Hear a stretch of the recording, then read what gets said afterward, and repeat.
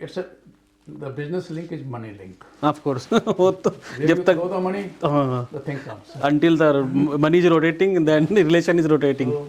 So guys, जैसे कि मैंने आपसे पहले वीडियो में बताया था कि हम लोग यूरोप में बिज़नेस सेटअप के बारे में बात करेंगे। तो मेरे पीछे एक ये शॉप है, ये नाम आप देख सकते हैं, इसका इंडियन ओनर है जो कि यहाँ पर 30 साल से रह रहे हैं। और मैं अभी शॉप के अंदर जाऊँगा, ओनर से बात करूँगा और वो आपको बताएंगे कि यूरोप में बिज़नेस सेटअप करना है तो उसका प्रोसेस कैसे रहता है, कैसे आप उसको रन कर सकते हैं।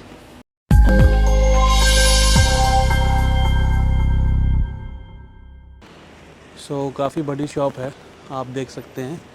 और मैं अंदर जाता हूँ, अभी बात करूँगा अंदर जाके। तो आप देख सकते हैं already it's very big shop और ऑलरेडी तकरीबन 1996 से यहाँ पर ये आए हुए हैं शॉप के ओनर, जो कि शर्मा जी हैं। और ये शर्मा जी, हेलो शर्मा जी, कैसे हैं आप? नमस्कार जी।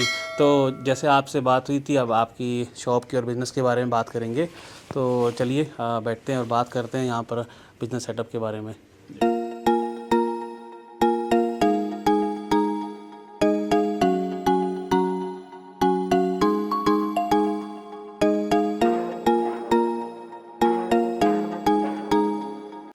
शर्मा जी, बहुत अच्छा लगा आपको मिलकर और बहुत खुशी की बात है कि हमें यहाँ अपने इंडियन लोग मिले हैं कम्युनिटी में। तो शर्मा जी, पहले आप देखने वालों को अपने बारे में कुछ इंट्रोड्यूस करें, कि अपने बारे में बताएं। मैं बेसिकली हिमाचल से हूँ जी। और मेरी पढ़ाई लिखाई और पहली नौकरी जो की है वो चंडीगढ़ में हुई है और कालका में हुई है। जी। तो हमारा घर जो कि कालका में है। जी जी। 1997 में मैं यहाँ पे आया हूँ जी। एक कंपनी में काम करने के लिए। जी। और उस कंपनी में मैं जो टेक्निकल मैनेजर आया था। जी। मैंने 7 साल वहाँ काम किया। जी। उस कंपनी को पूरा ट्रांसफॉर्म किया। जी। उसमें जो कि है कोई 250 लोग थे। जी। जिनको 110 तक लेके आए हम, उसके बाद जो कि 1200 तक जो कि इंक्रीज किया। जी। जी। उसके बाद जो कि 2004 में जो कि है मैंने उस कंपनी को छोड़ दिया। इन दी मेन टाइम मेरी वाइफ ने जो कि है एक छोटा सा काम जो कि शुरू कर दिया था। ओके। उनने पहले जो कि है यहाँ पे इंडियन कुकिंग सिखाई लोगों को। जी। उसके बाद जो कि जब डिमांड आई कि हाँ भाई ने कुकिंग तो सीख लिया, मसाले वगैरह कहाँ से आएंगे, उन्होंने जो कि दुकान खोल दी। जी। छोटी दुकान थी। जी। 2004 में। उसके बाद जो कि हमने शिफ्ट किया 2005 में यहाँ पे। ओके। और इसमें को भी जो कि 3 सेगमेंट्स में जो कि है बढ़ाया। जी, पहले एक शॉप होगी, फिर बाद जो कि फिर 3, अभी तो काफ़ी लंबी शॉप हो चुकी है। जी। तो ऐसे जो कि है जी इसको हमने चलाया। और ये 2002 एंड से जो कि चलनी शुरू हुई है। तो इसमें से अराउंड 22 ईयर्स ओके। मैं देखा काफ़ी अच्छी शॉप है और आप वीडियो पे देख सकते हैं। अभी आपको पूरे स्लाइड्स में पूरी शॉप का टूर भी कराऊंगा। तो शर्मा जी, अब जैसे यूरोप में हम लोग इंडियंस बैठे हैं या कोई एशियंस आना चाह रहे हैं, तो आपका तो बहुत ही मैसिव एक्सपीरियंस है, 25-30 साल का यहाँ पर ऑलरेडी। तो अब अगर स्पेशल अभी हंगरी की बात करें, तो यहाँ पर अपने एशियन भाई लोग कौन सा बिज़नेस जो है डेवलप कर सकते हैं आसानी से? देखो, जहाँ तक बिजनेस की बात है वो it's a mind set. It is nothing with the Asian, with the European, with other things. Okay. And if you have some concept in your mind that you have to do something, you can find a business in anything and everything. Right. And to start any business, the first thing is that you have to go for the niche market, a market which is a small market, right. which is untapped market. Okay. जहाँ पे उस चीज़ की उतनी availability नहीं है जितने की लोगों को चाहिए. So you create a market for the people, right. and then you build on that. Right. So that should be the way means doing it. Okay. In that way means you can build up step by step, and you can go further and further. Okay. मैंने एक किताब लिखी है, मेरी अपनी किताब है, उसको जी मैं आपको दूंगा, आपको ले जाइए आप। जी जी श्योर। उसमें जो कि सब कुछ लिखा हुआ है कि how I have started from India. Okay. मेरे बचपन से जो कि इस जीवन यात्रा जी जी जो की है जी। एंड किताब का नाम भी जो किया हुआ है लिविंग ब्रांड इंडिया। ओके, बहुत अच्छी बात है, वेरी गुड जी। तो बहुत अच्छी इन्फॉर्मेशन आप दे रहे हैं, वेरी गुड। तो ठीक है, ये एक यूनिक चीज़ है। और पर अब कुछ लोगों का ऐसा है कि उनके पास आइडिया इतना नहीं है, इतना अच्छा माइंड नहीं है, बट पैसा है। So they want to grab an easy business. So उसकी बात करें तो उसमें जैसे मोस्टली क्या आता है, कोई ट्रांसपोर्ट का बिज़नेस आता है, कोई फूड का, रेस्टोरेंट का, है ना। तो ऐसा कुछ यहाँ पर है कि मतलब इन्वेस्टमेंट की और बस फिर देखो, कोई भी बिजनेस ऐसा नहीं है जहाँ पे आप इन्वेस्टमेंट करो और उसको सो जाओ। जी, आपको तो काम करना पड़ेगा। हाँ वो करना पड़ेगा। अदरवाइज जो कि पैसा जो कि एफडी में डालो और उस पर जो कि आप ब्याज लेते रहो। वो भी इंडिया में होता है, बहुत होता है। पर यहाँ पर अब इंडियन, अच्छा अगर बात करें तो इंडियंस की और क्या बिजनेस, जैसे आपका बिजनेस है, यूनिक शॉप है आपकी, बहुत ही यूनिक शॉप है। इंडियंस का यहाँ पे जो कि है काफ़ी डिफरेंट उसके बीच फूड में है जी, ग्रोसरी में जैसे हम हैं जी, उसके बाद जो कि रेस्टोरेंट्स हैं जी, देन पहले यहाँ पे कपड़ों का बहुत बड़ा बिजनेस है इंडिया का which is has been finished okay, time. Okay, जैसे बड़े बड़े मॉल खोलते गए Right. तो वो जो कि बिजनेस खत्म होता गया। जी, then we have the people here in a factory those are making this auto part.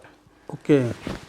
कुछ वेयर हाउस भी हैं इंडियंस के जैसे कुछ? इंडियन के वेयर हाउस नहीं है, उनके फैक्ट्री वालों के जो कि अपने वेयर हाउस हैं यहाँ पे। ओके, वेयर हाउस जो कि है यहाँ पे मित्तल साहब का है जो ये अपने स्टील वाले हैं। ओके, बोस्निया से जो कि प्रोड्यूस करते हैं यहाँ Okay. पे आके स्टोर करते हैं और आगे यहाँ से इसको फर्दर distribute एक्सपोर्ट होता है।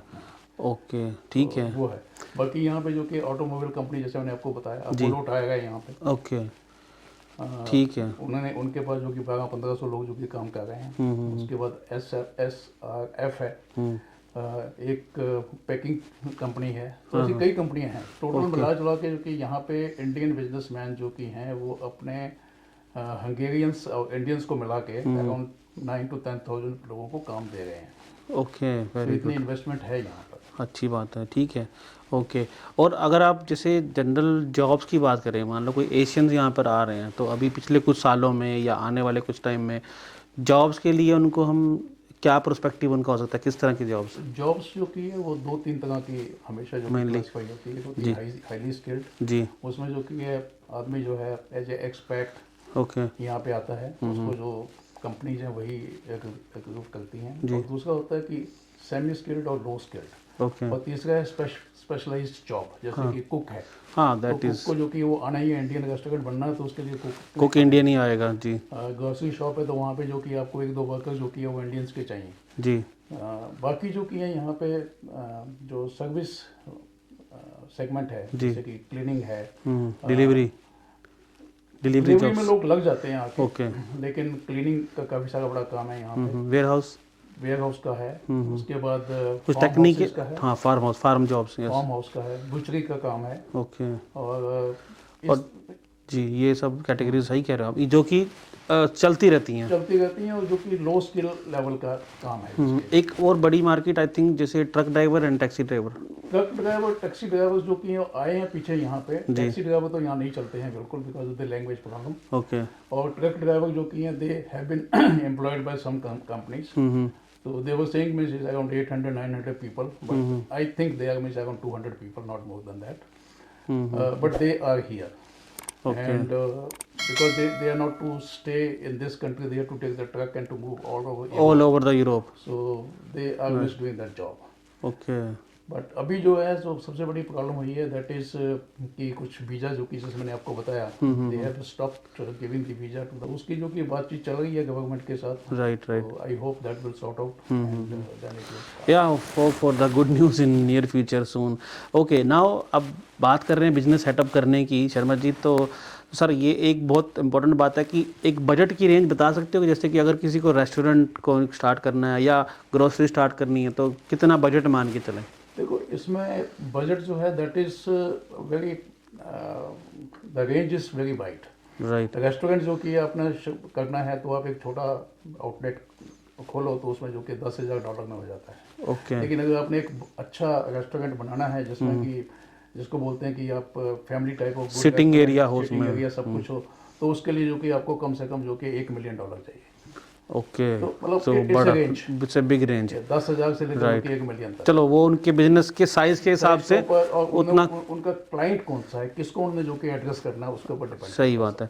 ओके, अब बात करें लीगलाइज जो डॉक्यूमेंट्स चाहिए और उन पे कितना खर्चा आएगा, वो तो होता है कि मस्ट डू है, वो तो करना ही करना है, तो उसमें क्या बता सकते? उसमें कोई ज़्यादा खर्चा नहीं होता है। आपके पास सारे डॉक्यूमेंट्स होने चाहिए जैसे कि आपकी पुलिस क्लियरेंस सर्टिफिकेट है, आपको passport and other things and the money जिसको कि आप लीगल तरीके से जो कि यहाँ पे ला सको, और जो पैसा है उसका पीछे जो कि है आपको इस legal source white source show करना पड़ेगा जहाँ से आपने पैसा जो कि है जनरेट किया है। राइट, ओके, तो बंदा जो है बिजनेसमैन इंडिया में रह के सेटअप कर सकता है या फिर उसको बिजनेस वीज़ा लेके पहले यहाँ आना है सेटअप करना है? सेटअप तो आदमी इंडिया से भी करके कर सकता है या बाहर से भी कर सकता है, लेकिन उसके लिए जो कि मतलब it's a different type of things in the sense कि भी when the person comes on the field अपने आप खुद देखता है तो उसका जो कि आइडिया डिफरेंट बनता है। एग्जैक्टली। जो कि आइडिया जो कि दूर बैठे हुए जो कि आपने सेटअप करना वो डिफरेंट बनता है। राइट। अगर आप दूर बैठ के करते हो तो उसका आप किसी पे डिपेंडेंट होंगे, वही जो कि आपको सब इंफॉर्मेशन देगा, सब बताएगा, and then you will move on that. If you come here and you do it, so you take the help of the local people, but you can set up the business in a much easier and much better way. Right. तो of course जैसे आपको इतना time हो गया अभी, आपके तो यहाँ पूरे लिंक्स बन गए होंगे और लोकल लैंग्वेज भी आपको आती होगी। और लिंक जो है बिजनेस में, it's the business link is money link. Of course वो तो जब तक the money the thing comes, until the money is rotating then the relation is rotating. so that is so simple. Very simple. So it's the only one way works with the money anywhere and everywhere in the world. Right. Hungary is no exception. No exception. Okay. So language भी आपको आप जो है language is not a problem at all. Right. Because the people speak English and the people who help you in the business, like the lawyers and other things, like accountant, other people, immigration lawyers, they know English. So they know the English. business is that language is a problem, but it's not the issue. Okay.